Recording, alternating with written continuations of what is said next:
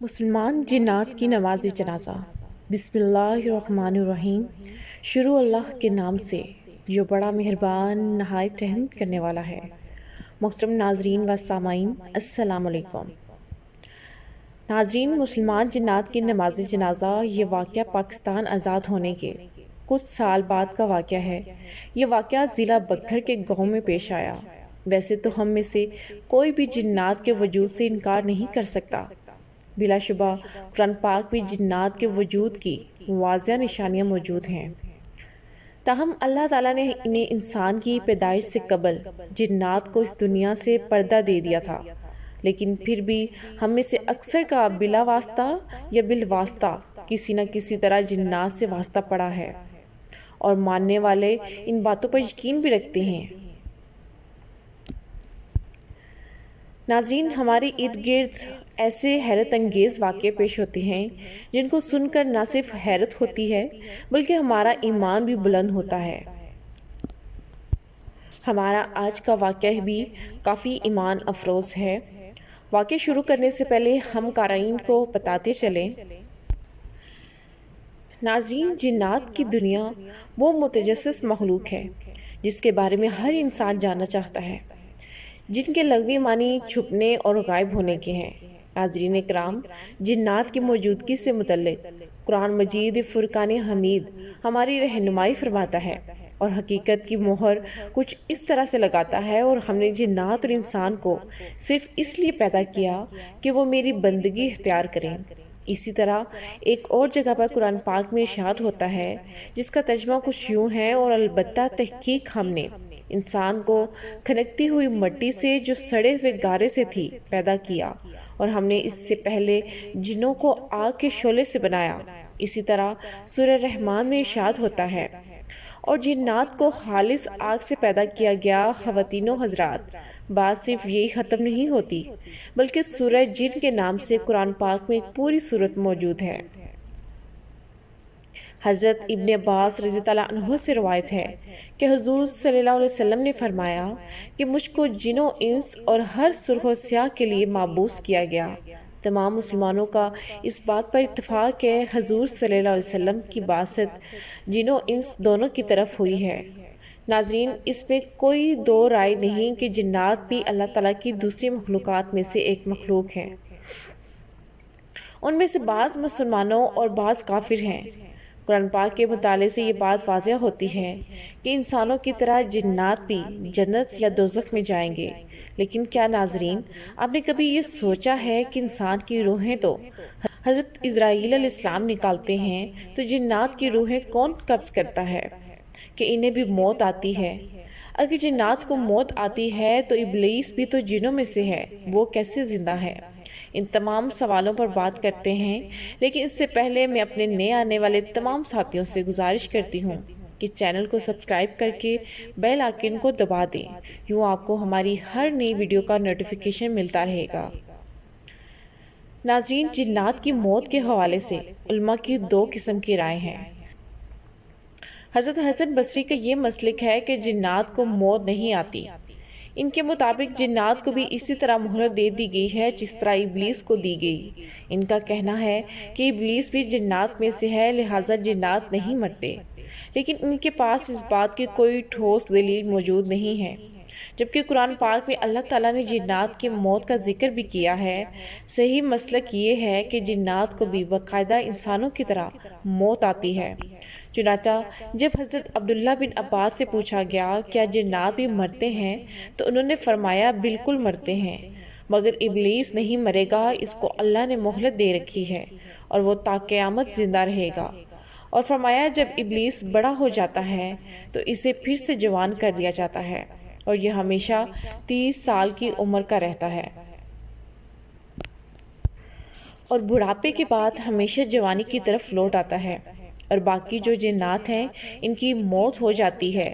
جہاں تک جنات کی روح قبض کرنے کا سوال ہے، تو اس حوالے سے حضرت عبداللہ بن عباس سے روایت ہے کہ 4 قسم کے فرشتے ہیں جو روح قبض کرتے ہیں، جو ملک الموت ہیں، یعنی اسرائیل علیہ السلام انسانوں اور فرشتوں کی روح قبض کرتے ہیں، جبکہ جنات کی روح قبض کرنے کے لیے ایک الگ فرشتہ مقرر کیا گیا ہے، اس کے علاوہ جانوروں اور چپائیوں کی روح قبض کرنے کے لیے ایک الگ فرشتہ ہے۔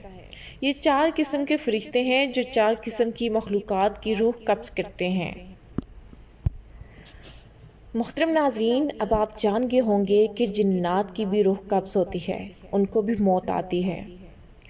تو یہ جاننے کے بعد اب ہم اپنے واقعے کی طرف بڑھتے ہیں۔ محترم ناظرین، حاجی قدرت اللہ جو کہ گاؤں میں نئے تھے، وہ پاکستان بننے سے پہلے دور ایک پرانے قصبے میں رہا کرتے تھے، لیکن اب وہ بکھر کے گاؤں میں آ کر آباد ہو گئے۔ وہ اس گاؤں کی مسجد میں امام تھے۔ گاؤں کے اکا دکا لوگ پڑھے لکھے تھے، ورنہ زیادہ تر لوگ صرف قرآن پاک پڑھے ہوتے تھے۔ حاجی صاحب جو کہ غیر معمولی طور پر دینی علوم پر دسترس رکھتے تھے، یہی وجہ تھی کہ لوگ حاجی صاحب کی دینی معلومات اور درس و تدریس سے نہایت مستفید ہوتے۔ جب بھی موقع ملتا حاجی صاحب سے اسلامی واقعات اور انبیاء کی حیات مبارکہ کے قصے سنتے۔ اس لیے گاؤں والے اپنے بچوں کو حاجی صاحب کے پاس قرآن کی تعلیم کے ساتھ ساتھ لکھنا پڑھنا سیکھنے اور ان کی دینی اصلاح کے لیے انہیں مسجد میں بھیجا کرتے۔ گاؤں کے عین بیچوں بیچ ایک پرانا درخت تھا۔ آس پاس سبزہ اور ہریالی تھی، جہاں گاؤں کے لوگ اپنے مال مویشیوں کو چرنے کے لیے چھوڑ کر سبھی مرد و حضرات اس پرانے درخت کے سائے میں بیٹھ جایا کرتے۔ امام صاحب کی بھی کچھ بکریاں تھیں۔ جب وہ انہیں چرانے یہاں آتے تو سبھی لوگ ان سے اسلامی قصے سنتے اور اپنی معلومات میں اضافہ کرتے۔ حاجی صاحب ایک نہایت سادہ اور نیک سیرت انسان تھے۔ انہیں اپنی اس غیر معمولی حیثیت پر کبھی تکبر نہ ہوا۔ یہی سبب تھا کہ کوئی بھی کہیں سے بھی اور کسی بھی وقت انہیں کسی کا جنازہ پڑھنے کے لیے بلواتے تو وہ کسی بات پر اعتراض کیے ان کے ہمراہ چلے جاتے، چاہے کسی دوسرے گاؤں جانا پڑ جاتا۔ موسم سرما کی ایک سرد رات تھی، ہوا بہت ٹھنڈی تھی۔ عشاء کی نماز سے فارغ ہو کر حاجی صاحب کے گھر کے دروازے پر کسی نے دستک دی۔ انہوں نے خود دروازہ کھولا۔ سامنے سفید داڑھی والے، لباس میں ملبوس، نورانی صورت والے 3 شخص کھڑے تھے۔ دروازہ کھلتے ہی ان میں سے ایک آدمی نے احترام کے ساتھ سلام کیا اور کہنے لگا، کیا یہ امام حاجی قدرت اللہ صاحب کا گھر ہے؟ امام صاحب نے جواب دیا، جی ہاں، فرمائیے، میں ہی حاجی قدرت اللہ ہوں۔ وہ پہلے والا شخص دوبارہ بولا، بات دراصل یہ ہے کہ حضرت میرے بھائی کا انتقال ہو گیا ہے اور میں اس کی نماز جنازہ پڑھنے کی درخواست کرنے آیا ہوں۔ وہ آپ کی دینی علوم پر دسترس کی وجہ سے آپ کو بہت پسند کرتے تھے۔ ان کی یہ خواہش تھی کہ اگر ان کا انتقال آپ کی زندگی میں ہو جائے تو آپ ان کا نماز جنازہ پڑھائیں گے، اس لیے ہم آپ کو لینے آئے ہیں۔ میت بالکل تیار ہے، سب صفے باندھے آپ کے منتظر ہیں، چلیے ہم آپ کو اپنے ساتھ لیے چلتے ہیں۔ حاجی صاحب بولے، کیا میں ان کو جانتا ہوں یا وہ پہلے مجھ سے مل چکے ہیں؟ اس شخص نے جواب دیا کہ میرے بھائی آپ کو پرانے گھر میں اکثر سنا کرتے تھے، تبھی سے وہ آپ کو عزیز رکھتے تھے۔ حاجی صاحب ان کی غیر معمولی حرکات و سکنات سے کچھ عجیب سا محسوس کر رہے تھے، کیونکہ سامنے والا شخص بنا پلکے جھپکائے ان سے بات کر رہا تھا، جبکہ باقی دونوں افراد اس کے دائیں بائیں ہاتھ باندھے خاموش کھڑے تھے اور حاجی صاحب کو مسلسل دیکھ رہے تھے۔ لیکن اس سے زیادہ حاجی صاحب کے لیے کچھ بھی پریشان کن نہ تھا۔ وہ اس سے پہلے بھی کئی مرتبہ رات کے جنازہ پڑھنے گئے ہیں، اس لیے انہوں نے بنا تعطیل کہہ دیا، آپ مجھے تھوڑا سا وقت دیجئے، میں اپنا لباس طویل کر کے آتا ہوں۔ تھوڑے دیر میں حاجی صاحب ان کے ساتھ جانے کے لیے گھر سے باہر نکل آئے۔ وہ تینوں ان کے آگے آگے چلنے لگے اور چلتے چلتے وہ گاؤں کی حدود سے باہر نکل آئے۔ حالانکہ وہ دور نہیں رہتے تھے، لیکن پھر بھی ان کی حیرت انگیز رفتار کے ساتھ چلنے میں حاجی صاحب کو کافی دشواری ہو رہی تھی۔ مسلسل چلتے چلتے انہیں 1 گھنٹے سے زیادہ ہو گیا تھا۔ اب تو حاجی صاحب گھبرا گئے، کیونکہ وہ تینوں گاؤں سے دور ایک پرانی گاٹھی کی طرف چل نکلے۔ حاجی صاحب نے انہیں مخاطب کرتے ہوئے کہا، میرا خیال آپ لوگ یہاں کے راستوں سے واقف نہیں، مجھے بتائیے کہاں جانا ہے، شاید میں آپ کی کچھ مدد کر سکوں، کیونکہ یہ راستہ تو بالکل ویران ہے، یہاں تو سوائے گاٹھی نو جگہ کے کچھ بھی نہیں۔ وہ پہلے والا شخص اچانک بولا، اے آدم زاد، گھبراؤ نہیں، ہم بالکل صحیح سمجھا رہے ہیں۔ اس آدمی کے موذیہ الفاظ سن کر حاجی صاحب بہت ڈر گئے۔ اور ذہن میں بات سے بات کی اکڑائیاں ملانے لگے کہ وہ مجھے پرانے گھر سے جانتا تھا، میرے گھر میں تو ہمارے علاوہ کوئی نہیں تھا، اور اس نے مجھے آدم زاد کیوں کہہ کر بلایا۔ ابھی حاجی صاحب اسی سوچ میں تھے کہ اس شخص نے سب کچھ سن لیا۔ ایک دم رکا اور کہنے لگا، دیکھیے میرے بھائی کی خواہش تھی، اس لیے ہم نے آپ کو یہاں آنے کی زحمت دی۔ ہم مسلمان جنات ہیں، لیکن آپ پریشان مت ہوں، ہم آپ کو کوئی نقصان نہیں پہنچائیں گے، بس آپ جنازہ پڑھا دیں۔ یہ سن کر کسی نہ کسی طرح حاجی صاحب نے اپنے حواس کو قابو میں کیا اور ان کے ساتھ آگے بڑھ گئے۔ وہ تینوں حاجی صاحب کو لے کر کھائی میں اتر گئے جس کا حاجی صاحب نے راستے میں ان سے ذکر کیا تھا۔ لاتعداد سفید داڑھی اور سفید لباسوں میں ملبوس حضرات صفیں باندھے کھڑے تھے۔ ان کے قد بہت لمبے تھے، لیکن حاجی صاحب نے اس کی طرف بالکل نہیں دیکھا اور امامت کے لیے کھڑے ہو گئے۔ جنازہ پڑھانے کے بعد حاجی صاحب جانے کے لیے پلٹے تو وہ شخص جو ان کو وہاں لایا تھا ان کے سامنے آ کر کھڑا ہو گیا اور کہنے لگا، میں آپ کا بہت شکر گزار ہوں کہ آپ میرے بھائی کی خواہش کی تکمیل کے لیے ہمارے ساتھ تشریف لائے۔ حاجی صاحب کا مارے خوف کے برا حال تھا۔